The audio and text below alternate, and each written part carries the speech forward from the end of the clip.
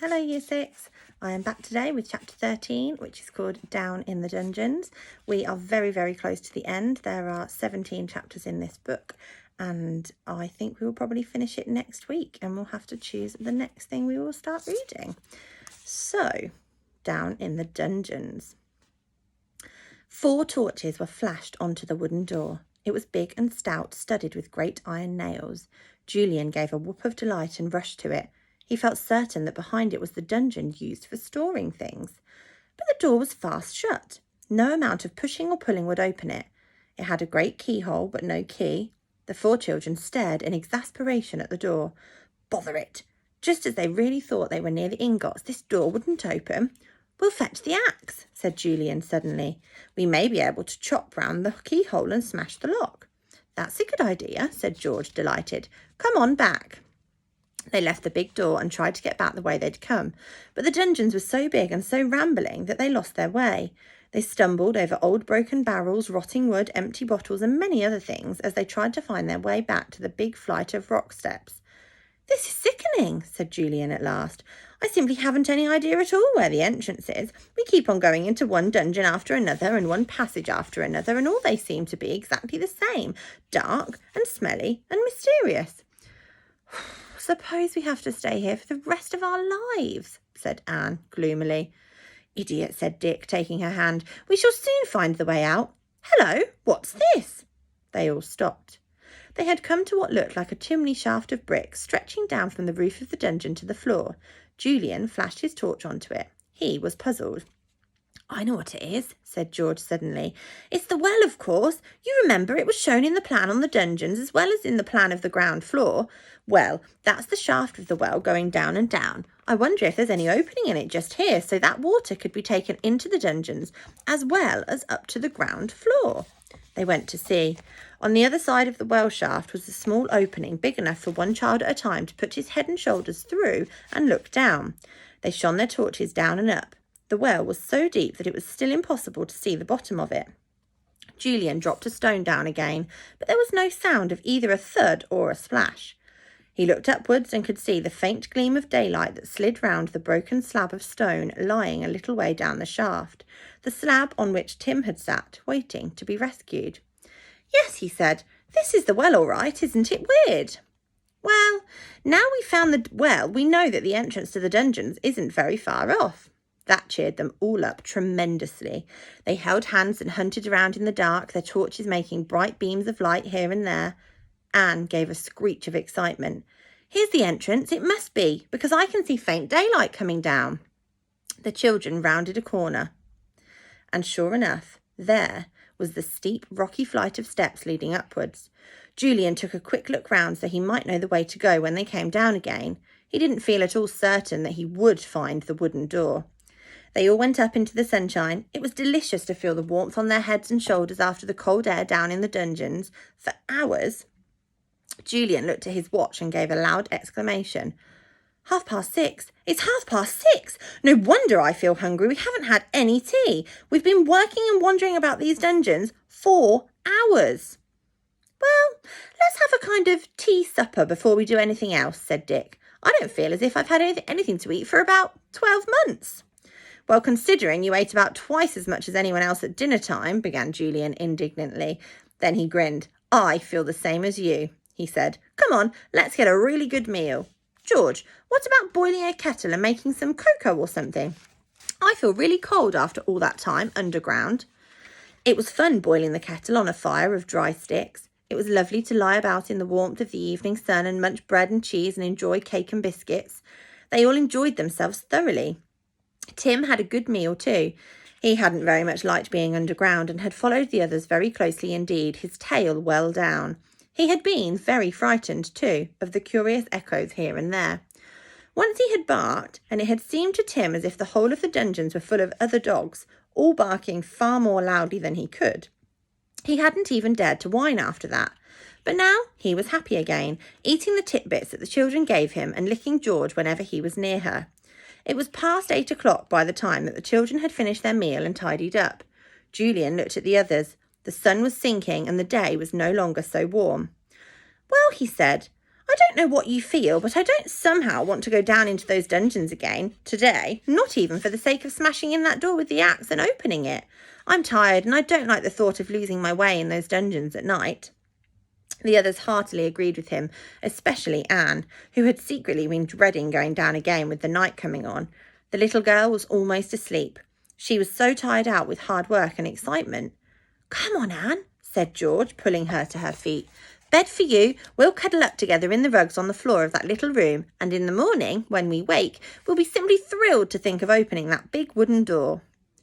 All 4 children, with Tom close behind, Tim close behind, went off to the little stone room. They curled up on their piles of rugs and Tim crept in with George and Anne. He lay down on them and felt so heavy that Anne had to push him off her legs. He sat himself down on her again and she groaned, half asleep. Tim wagged his tail and thumped it hard against her ankles. Then George pulled him onto her own legs and lay there, feeling him breathe. She was very happy. She was spending the night on her island. They had almost found the ingots, she was sure.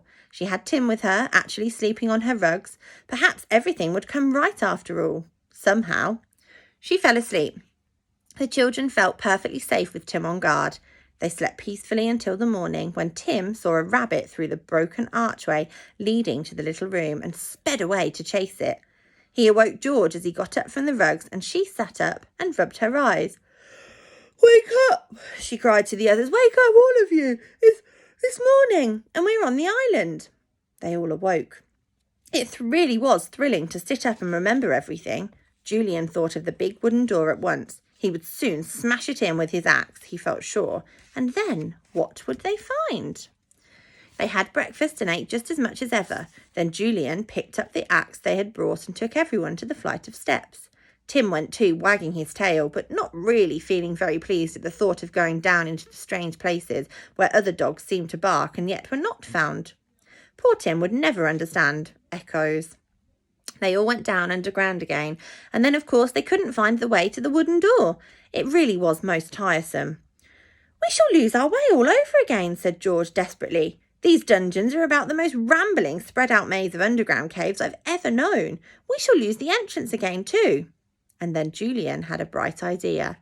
He had a piece of white chalk in his pocket and he took it out. He went back to the steps and marked the wall. Then he began to put chalk marks along the passages as they walked in the musty darkness. They came to the well, and Julian was pleased. "Now," he said, "whenever we come to the well, we shall at least be able to find the way back to the steps because we can follow my chalk marks.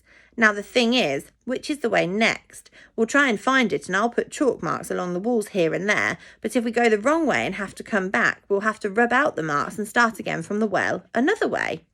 This really was a very good idea. They did go the wrong way and had to come back, rubbing out Julian's marks. They reached the well and set off in the opposite direction. And this time they did find the wooden door. There it was, stout and sturdy, its old iron nails rusty and red. The children stared at it in delight. Julian lifted his axe. Crash! He drove it into the wood and round about the keyhole, but the wood was still strong, and the axe only went in an inch or two. Julian drove it in once more. The axe hit one of the big nails and slipped a little to one side. A big splinter of wood flew out and struck poor Dick on the cheek. He gave a yell of pain. Julian jumped in alarm and turned to look at him. Dick's cheek was pouring with blood. "Something flew out of the door and hit me," said poor Dick. "It's a splinter or something." "Golly," said Julian, and he shone his torch onto Dick. "Can you bear it a moment if I pull the splinter out? It's a big one and it's still sticking into your poor cheek." But Dick pulled it out himself. He made a face with the pain and then turned very white. "You'd better get up into the open air for a bit," said Julian, "and we'll have to bathe your cheek and stop it bleeding somehow. Anne's got a clean hanky. We'll bathe it and dab it with that. We brought some water with us, luckily." "I'll go with Dick," said Anne. "You stay here with George. There's no need for us all to go." But Julian thought he would like to see Dick safely up into the open air first, and then he could leave him with Anne while he went back to George and went on with the smashing down of the door. So he handed the axe to George. "You can do a bit of chopping while I'm gone," he said. "It will take some time to smash that big door in. You get on with it, and I'll be down in a few minutes again. We can easily find the way to the entrance because we've only got to follow my chalk marks." "Right," said George, and she took the axe. "Poor old Dick, you do look a sight." Leaving George behind with Tim, valiantly attacking the big door, Julian took Dick and Anne up to the open air. Anne dipped her hanky into the kettle of water and dabbed Dick's cheek gently. It was bleeding very much, as cheeks do, but the wound was not really very bad. Dick's colour soon came back and he wanted to go down into the dungeons again.